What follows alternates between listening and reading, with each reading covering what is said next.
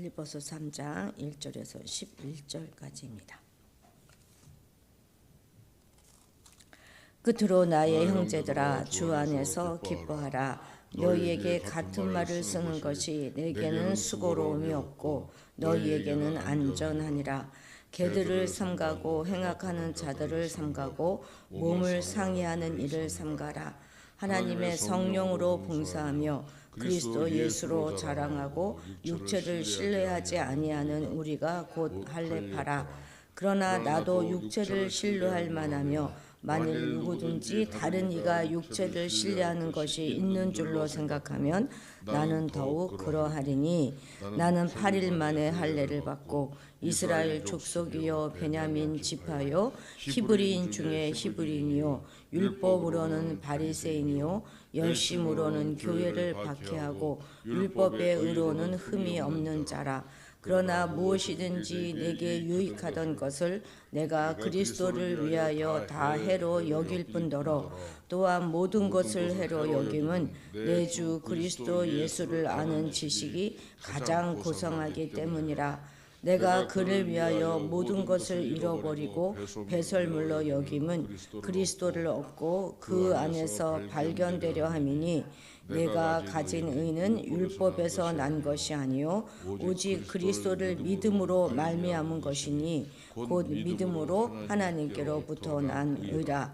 내가 그리스도와 그 부활의 권능과 그 고난에 참여함을 알고자 하여 그의 죽으심을 본받아 어떻게 해서든지 죽은 자 가운데서 부활에 이르려 하노니. 11절까지 읽었습니다.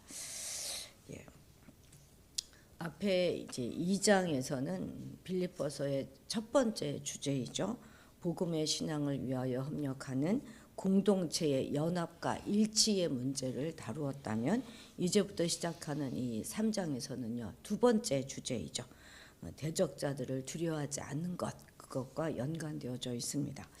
그리고 이제 오늘부터는 정말 중요한 문제, 그러니까 빌립보 교회가 직면한 그 위기에 대한 본격적인 가르침을 제공해주고 있습니다. 끝으로 나의 형제들아 라는 것은 결론을 유도하는 문구로 아주 적합하지요. 빌립보 교회의 문제는 지금 바울이 적극적으로 지금 개입해야 될 만큼 아주 긴급성과 심각성을 띠고 있습니다. 그래서 본인이 지금 급히 갈 수 없기 때문에 디모데를 파송할 계획을 가지고 있는 것이죠. 이러한 정황을 생각해 본다면 이 3장은 바울과 빌립보 교회 모두에게 꼭 필요한 단락이고 바울 그 신학의 정수가 이제 압축적으로 삽입되어 있는 부분이다 이렇게 볼 수 있겠습니다. 당시에 빌립보에 있었던 대적자들은 누구일까요? 1장 15절에서 17절을 우리가 이렇게 보면 그들은 투기와 분쟁으로 그리스도를 전파한 자들이고 바울의 그러니까 1장입니다. 1장 15, 17절을 보시면 그렇거든요. 그는 투기와 분쟁으로 그리스도를 전파한 자들이고 또 바울의 매임에 괴로움을 더하게 할 줄로 생각하여서 순수하지 못한 마음으로 다툼으로 그리스도를 전파했다 이렇게 되어 있잖아요. 그러니까 그들은 그리스도인이다 하는 말이죠. 바울의 대적자들이. 그런데 3장에 나오는 여러 가지 표현들을 보면 이들은 그리스도인들 중에서도 특별히 유대주의자들일 것입니다. 사도행전에서도 보면 유대주의자들이 바울의 선교를 굉장히 막 방해했지 않습니까? 그런 걸 생각해 보면 적어도 여기 빌립보 교회에 있는 이 바울의 대적자들 중에도 유대주의자들이 있었던 것이 분명합니다. 이러한 외부 공격 속에서도 바울은 지금 뭐라고 명령합니까? 주 안에서 기뻐하라 라는 새로운 명령으로 단락을 열고 있습니다. 이 기뻐하라 하는 이 말은요. 넉 장밖에 안 되는 굉장히 짧은 이 빌립보서 안에서 무려 16번이나 등장하는 핵심 단어입니다. 성도들이 어떠한 형편이나 상황 속에서도 기뻐할 수 있는 근거가 무엇입니까? 그것은 바로 그들이 주 안에 있기 때문이라는 거예요. 우리는 처음부터 주 안에서 살도록 지어진 존재이고 또 그 안에서만 기쁨을 누릴 수 있는 그런 존재들입니다. 따라서 주님을 떠나서는 절대 그 어디서도 참된 기쁨을 누릴 수가 없는 것이죠. 물고기가 물을 떠나서 살 수 없는 것과 똑같습니다. 참된 신앙은 자기를 부인해요. 그런데 가짜 신앙은 자기를 막 자랑하고 떠벌립니다. 그래서 우리는 언제나 주님 안에 거해야 하는 것입니다. 그래서 주님 안에 거하면서 주님만 자랑해야 하는 것이죠. 기쁨의 우리도 우리의 기쁨의 이유가 나인지 아니면 그리스도의 신실한 때문인지 반드시 확인해야 하겠습니다. 2절 3절 같이 읽겠습니다. 개들을 삼가고 행악하는 자들을 삼가고 몸을 상해하는 일을 삼가라. 하나님의 성령으로 봉사하며 그리스도 예수로 자랑하고 육체를 신뢰하지 아니하는 우리가 곧 할례파라. 아멘. 여기서 개들, 행악자들, 몸을 상해하는 자들, 누구를 가리킬까요? 원래 보통 유대 정서에서 개는요 주로 이방인들을 폄훼하여서 지칭하는 그런 호칭입니다. 그런데 역으로 지금 누구를 향하여 유대인들을 향하여 개들 이렇게 표현한다는 것은 참으로 충격적인 것이죠. 이 개들은 뭘로 바꿔 표현할 수 있다고 말하죠? 개들은 행악자들로 바꿔 말할 수 있어요. 행악자들은 문자 그대로 보면 악을 행하는 자들이라는 말이 아니겠습니까? 그렇지만 여기서는 이제 율법의 행위를 강조하고 자랑했던 유대인들의 행위와 연결해서 생각해 보면 바울은 그렇게 그들의 행위, 그러니까 율법에 매여 있는 그들의 행위를 악한 것이다 이렇게 묘사하고 있는 것입니다. 몸을 상해하는 일, 그것은 그 다음 절에 나오는 뭐 자랑이라든지 육체 신뢰 이런 것들과 연결되어 생각해 보면 할례를 연상시켜 주죠. 그래서 이들은 할례를 신봉했던 유대주의자들이 분명함을 보여주고 있습니다. 그러니까 결론적으로 말해서 빌립보 교회가 마주한 대적자들은 유대인들이고 또 가장 도드라진 그들의 특징은 바로 육체를 신뢰하고 자랑하는 할례파들인 것이죠. 자신들이 아브라함의 자손이다 하는 혈통주의, 또 율법의 수혜자다 하는 선민의식, 또 자기들만 가지고 있다고 믿는 구별된 전통 이런 것들이 복음을 대적할 아주 커다란 자랑의 근거였던 것이죠. 바울은 이들을 삼가라 이렇게 강력하게 명령합니다. 왜냐하면 주 안에 살고 있는 성도들의 특징은 그와 전혀 다르기 때문입니다. 그것이 바로 3절이죠. 어떻게 합니까? 자기의 열심이 아닌 성령으로 일해요. 또 자기 자신이 아닌 예수를 자랑합니다. 또 육체가 아닌 하나님을 신뢰하는 우리가 바로 할례파다 이렇게 바울은 역설하면서 진정한 할례는 육체가 아니라 마음에 해야 한다는 입장을 재차 피력하고 있습니다. 로마서 한번 읽어볼까요? 로마서 2장 28절 29절입니다. 읽겠습니다. 무릇 표면적 유대인이 유대인이 아니요 표면적 육신의 할례가 아니니라. 오직 이면적 유대인이 유대인이며 할례는 마음에 할지니 영에 있고 율법 조문에 있지 아니한 것이라. 그 칭찬이 사람에게서가 아니요 다만 하나님에게서니라. 이제 여기 3장 3절 그 옆에 이렇게 로마서 2장 28, 29 이렇게 적어 놓으시면 나중에 성경 보실 때 도움 되실 것입니다. 그렇습니다. 이렇게 자기를 부인하고 그리스도를 신뢰하면서 성령을 따라서 하나님을 높이며 살아가는 것, 그것이 바로 하나님 백성다운 삶입니다. 이렇게 마음에 할례를 행한 자가 참 할례자라는 것이죠. 그렇습니다. 할례는 단 한 번도요 하나님 나라 백성이 되는 조건이 된 적이 없습니다. 달을 봐라 이렇게 가르치면 달을 봐야지 손가락을 보면 되겠습니까?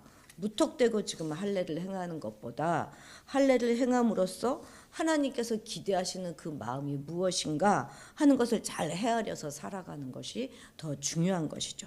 그래서 어떠한 경우에도 육체의 할례는 진정한 할례가 아닌 것입니다.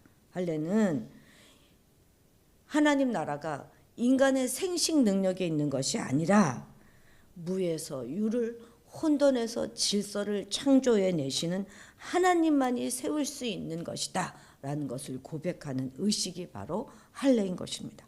따라서 이제 성령으로 봉사하고 육체의 할례를 신뢰하기보다는 예수님의 십자가를 자랑하는 이가 있다면 바로 그가 진정한 할례파인 것이죠. 왜냐하면 그런 사람은 바로 마음의 할례를 행한 사람이기 때문에 그렇습니다. 그럼 우리는 어떻습니까? 우리를 좀 돌아봐야 되겠죠. 우리는 무엇을 자랑하며 살아가고 있습니까? 돈이나 지위, 외모 이런 것에 대한 자랑을 전혀 부끄러움으로 인식하지 않는 시대가 우리가 살고 있는 시대입니다. 그러니 우리는 그렇지만 이렇게 시류에 편승할 것이 아니라 정말 우리의 참 자랑거리는 무엇인가 하는 것을 우리가 고민해 봐야 하겠습니다.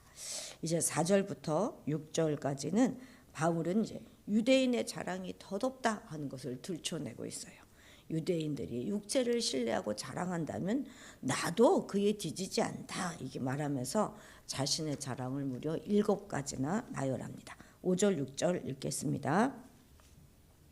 나는 8일 만에 할례를 받고 이스라엘 족속이요 베냐민 지파요 히브리인 중에 히브리인이요 율법으로는 바리새인이요 열심으로는 교회를 박해하고 율법의 의로는 흠이 없는 자라. 예.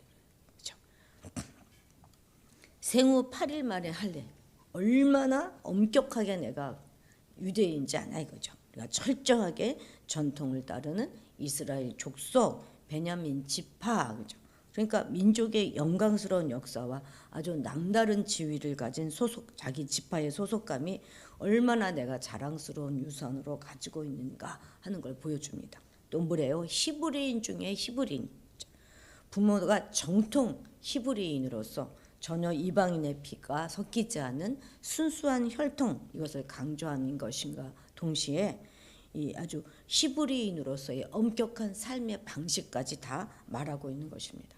이들은 바울의 가족은 디아스포라 유대인으로서 다소에 살았지만 이방인의 문화와 종교에 물들지 않았고 그리고 끝까지 히브리어를 엄격하게 지키며 살아왔던 순수한 유대인이다 하는 것을 강조하는 표현입니다.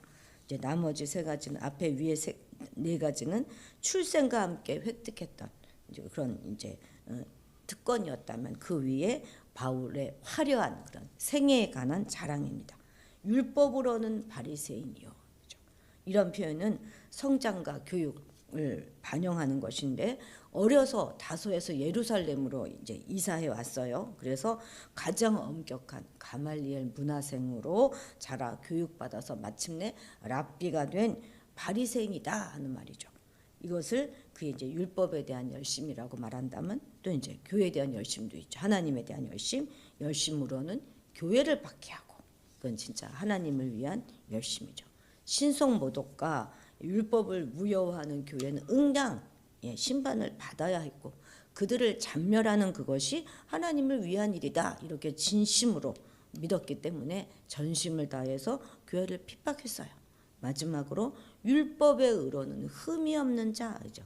율법과 전통에 대한 그의 충성심을 강조한 표현입니다. 바울의 이런 충성심은 동년배 그런 랍비들 사이에서도 아주 지나칠 정도로 독보적이었다고요. 할례가 조건이었다면 바울은 예수가 필요 없는 사람입니다. 할례만 아니라 모세의 율법을 바울만큼 잘 지키며 살아온 사람도 없을 것입니다. 더할 나위 없는 유대교 내에서도 모범생이었고 가장 의로운 자였어요. 하지만 그 의로움으로 그는 무엇을 했습니까? 그는 하나님의 아들을 죽였고 하나님의 교회를 핍박했어요. 하나님의 자녀들을 박해했습니다. 그리스도의 원수가 되었어요. 예수께서 완성하시고 폐지하신 율법을 예수님 자신보다 더 의지했습니다. 은혜로 받은 의가 아니라 육체로 이룬 의에 만족했던 것이죠. 그것은 실상 하나님이 아닌 자기 자신을 신뢰한 것입니다. 그런데 새로운 자랑이 이제 그에게 생겼어요. 그러나 이렇게 말하잖아요. 그러나 그것은 바로 바울에게 일어난 회심 사건을 말하는 것입니다. 그래서 뭐가 크게 변했습니까? 바울의 자랑의 근거와 대상이 가장 크게 변했다는 것입니다. 이제 바울은 이제까지 바울이 7가지 나열한 그것이 그의 존재 자체였는데 이제 그 모든 것들이 다 백해무익하다 하는 것을 깨닫게 된 것이죠. 7절부터 9절까지 같이 읽겠습니다. 그러므로 무엇인지 내게 유익하던 것을 내가 그리스도를 위하여 다 해로 여길 뿐더러 또한 모든 것을 해로 여김은 내 주 그리스도 예수를 아는 지식이 가장 고상하기 때문이라. 내가 그를 위하여 모든 것을 잃어버리고 배설물로 여김은 그리스도를 얻고 그 안에서 발견되려 함이니 내가 가진 의는 율법에서 난 것이 아니요 오직 그리스도를 믿음으로 말미암은 것이니 곧 믿음으로 하나님께로부터 난 의라. 아멘. 바울의 이런 태도 전환에 우리 주목해 보십시다. 이제 그는 자신에게 유익한 모든 것들을 예수님을 위해서 무익한 것으로 여깁니다. 어떻게 그것이 가능하게 되었을까요? 그것은 그 어떤 것도 비할 바 없는 가장 고상한 어떤 것을 그가 붙잡았기 때문입니다. 바울은 그것을 뭐라고 고백합니까? 그리스도 예수를 아는 지식이다 이렇게 말합니다. 바울은 이제 월등하게 자랑할 것을 갖춘 사람이 되었습니다. 유대인 기준으로 보면 모든 것을 완벽하게 갖추었어요. 그렇지만 그런 것들은 주님을 아는 것과 비교해 볼 때 그 모든 것을 다 해로 여기게 되었습니다. 그리스도를 따르는 데에 그 모든 것은 다 방해가 되었기 때문이죠. 바울이 배설물로 여겼던 그것들을 우리도 사모하지 말아야 하겠습니다. 바울은 예수 그리스도를 알고서 모든 것이 다 달라졌어요. 가치관과 삶의 방식이 완전히 변했습니다. 소중한 것을 얻으려고 하는 그의 집념은 정말 무서울 정도입니다. 그렇다면 우리도 변했습니까? 이제 그리스도의 고난과 죽음이 우리가 닮고 싶어하는 가장 고상한 가치가 되었습니까? 우리는 그분의 고난받으심과 죽으심을 너무 그냥 추상적으로 생각하고 있는 것은 아닙니까? 아무리 우리가 부활을 소망한다고 하더라도요. 우리가 죽지 않으면 부활할 수가 없습니다.